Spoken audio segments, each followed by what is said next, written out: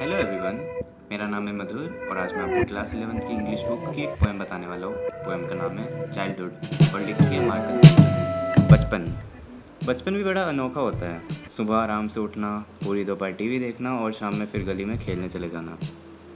एक सपने सा होता है बचपन, और फिर हम उस सपने से उठ जाते हैं और बड़े हो जाते हैं। और फिर बाद में हम सोचते हैं कि ये बचपन कब ख़त्म हुआ, और इसी सवाल से ये पोएम स्टार्ट होती है। Where did my childhood go? Was it the day I ceased to be 11? Was it the time I realized that hell and heaven could not be found in geography and therefore could not be? Was that the day? तो जो poet है वो पूछता है मेरा बचपन कब गया?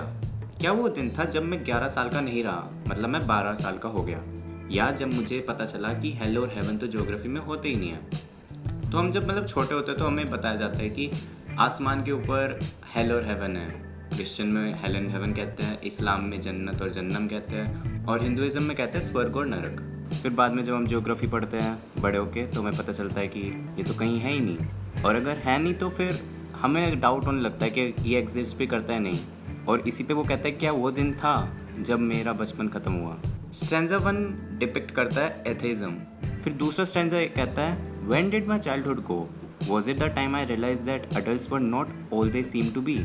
They talked of love and preached of love, but did not act so lovingly. Was that the day?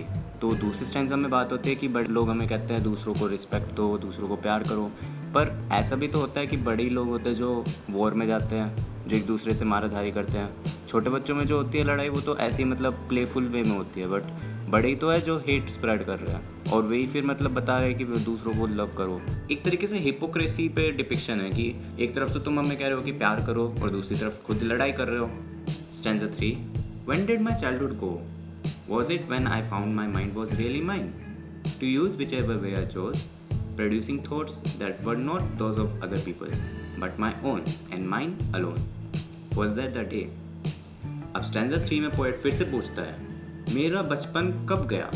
क्या वो जब था जब मुझे पता चला कि मैं खुद भी सोच सकता हूँ, मैं अपना दिमाग किसी भी चीज़ के लिए यूज़ कर सकता हूँ। क्योंकि अभी तक जब तक हम बचपन में थे सारे डिसीज़न हमारे पेरेंट्स लेते थे, बट जैसे हम बड़े होते जाते हैं तो हम खुद के खुद डिसीज़न बनाने लगते हैं, रिस्पॉन्सिबिलिटी आ जाती है हमारे ऊपर। तो इसी के साथ वो कहता है कि क्या यही है जब मेरा बचपन ख़त्म हुआ। Last stanza 4 Where did my childhood go? It went to some forgotten place that's hidden in an infant's face. That's all I know. Stanza 4 में अब वो अपना क्वेश्चन थोड़ा सा बदल जाता है। पहले वो पूछ रहा था मेरा बचपन कब गया, अब वो पूछ रहा है मेरा बचपन कहाँ गया। वो कहता है कि वो कहीं ऐसी जगह चला गया जहाँ मुझे अब याद नहीं है, वो मतलब मेरी यादों में ही कहीं छुपा रह गया। That's hidden in an infant's face। अब इसके दो मीनिंग आ रहे हैं। एक मीनिंग तो ये है कि जब मैं बच्चा था उसके साथ ही मेरा बचपन चला गया, मतलब जब मैं छोटा सा था उसी के साथ मेरा बचपन पास्ट में रह गया। या दूसरा, अब जो नेक्स्ट जनरेशन आ रही है उसके पास हमारा जो बचपन है वो ट्रांसफ़र हो गया। That's all I know. इसका मतलब है अभी जो पोएट है वो भी छोड़नी है, मतलब स्टैंजा 1 से लेकर स्टैंजा 4 तक जो भी उसने बातें करी है वो भी इन सवालों के जवाब ढूंढ रहा है। और इसी के साथ हमारी पोएम ख़त्म होती है। Thank you for listening.